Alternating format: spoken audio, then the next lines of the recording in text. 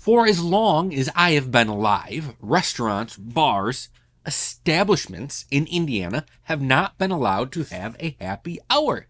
But soon that could all be changing. This is Hopped Up.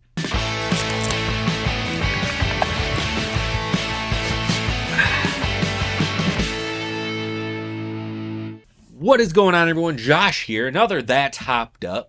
It seems to be that Indiana is making a play in the right direction when it comes to happy hour, right? But where does happy hour come from, actually? Happy hour has been around, forever. It's in a William Shakespeare play, and back then it was just simply known as an hour of entertainment. A little bit of relief from the stresses of daily life, right? And back then there was plenty. But then Prohibition happened in the United States.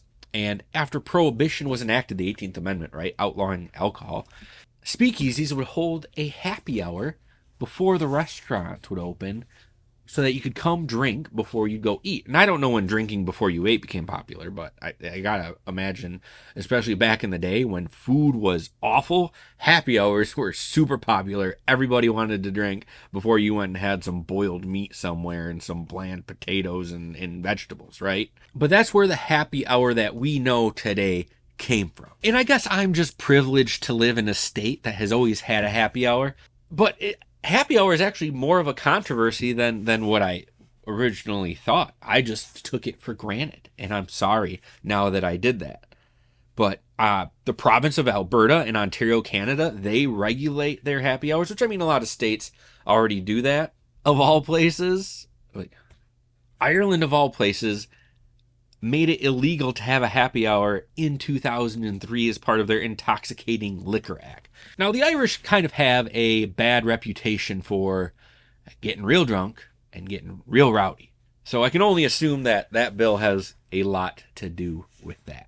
You don't hear much coming out of Ireland except whiskey, Conor McGregor, Guinness, all of those things, and then just the culture, St. Patrick's Day. It is what it is. The United Kingdom in 2010 banned all happy hours. In 2014, they kind of revised them, making sure that establishment took precautions to prevent excessive drinking, especially by the youth. A lot of the European countries that have banned these, it's all about preventing the youth from drinking too much. But in America, we're seeing now Gen Zers, they don't give a shit about drinking. It's like down 20% for that generation. They're just trying to live kind of a sober lifestyle, I guess. I don't know what that means.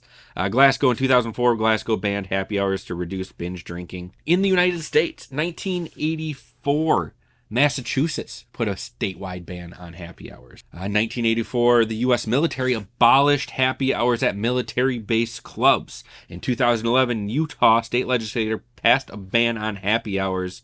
In July 2011, though, Pennsylvania extended happy hours from 2 to 4 hours, giving more time for patrons to enjoy the happy hour. But there are still states that have happy hour bans, and they are as follows: Alaska, Hawaii, Indiana, Maine, Massachusetts, North Carolina, Oklahoma, Rhode Island, Utah, and Vermont. Now, there was a bill in North Carolina that was going to take that ban away, but I'm not sure if it has passed yet. It still might be tied up.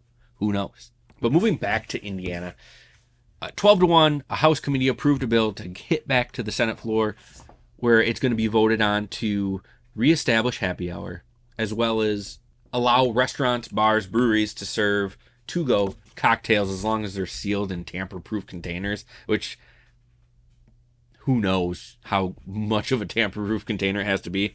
Could just be a sticker, right? That's all it has to be, is a sticker that someone has to peel off, removing the liability from wherever they bought that drink from. Now, there are guidelines to this happy hour thing. A restaurant can't run happy hour more than 4 hours a day or 15 hours a week. Now, we see this very commonly. When you see happy hours, do they really have more than 4 hours? And you don't see them on Saturdays or Sundays because that's not when they need the business in there. Even Fridays, right? You might just see it Monday, Tuesday, Wednesday, and Thursday because, hey, we need to bring some people in here. People are getting out of work. They might be stressed out. They need a beer. They need 2 beers. And they need half-off appetizers. And no happy hours after 10 p.m. at night, but that's when people are there drinking, so why would you have it? The whole idea of a happy hour, maybe politicians don't understand this, is to get people to the restaurant when people might not come visit the restaurant. Now, I don't search out happy hours, and that's fine. I don't need to. When I want to drink, I want to go have a drink with worrying about the dollar that I'm going to save on the beer. But This helps the restaurants get people in there. And you know what? It might help the customers. If someone can now buy 2 drinks instead of just 1 drink with their appetizer, that's more sales for the restaurant. That's more enjoyment for the customer that's in there. Everybody's winning in this one. People who oppose the bill are just trying to push back against excessive drinking, binge drinking, and all that. And I get their point of view, but at some point, you have to put some of that responsibility on the customer. Just because there's a happy hour doesn't mean that person's not going to go get hammered, right? If someone's coming to an establishment to drink a lot, they're going to do it whether they have $1 off that draft or not. Sure, after 5, are they going to be able to buy another one because they've saved $5? Yeah, but that one more, they're already at that point. So let's put some of that responsibility back on the consumer. Yes, there is a liability at the restaurants, but I feel like they take a pretty good handle at that. Another opposition, Lisa something or other, forgot where she's at, but she said restaurants should be able to find a way to draw customers in that isn't having a happy hour. I got to tell you, Lisa, at least from what I know, there's a brewery by me that opened up and they moved and expanded and they didn't put a kitchen in.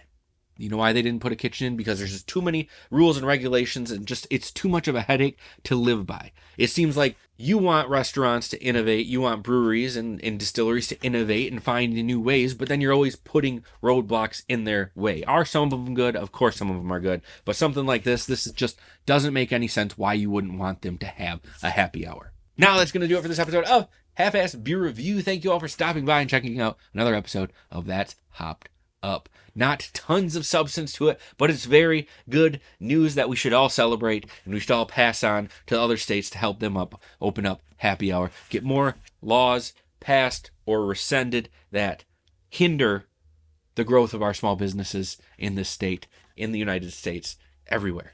If you like what you saw, if you're new to the channel, please sub to the channel, give this video a thumbs up, leave me a comment, tell me what you think. What's your weird state beer alcohol laws? I want to know. I did a whole video on them. 2 videos on them, actually. I had to cut in half just because it was taking so long back. Scroll for it. Maybe I'll put the links down there. I don't know. Before you go, please check out my friends Banter and Babble every Wednesday nights, 9 o'clock on Twitch/Banter and Babble for the best pop culture wrap-up around. And my friend Drastin, the Dungeon Master, over at 7 Dungeons for the very best Dungeons and Dragons, streaming on Twitch Monday nights, 7 o'clock, 7 Dungeons. And always remember to please keep your fridges full and have a great night.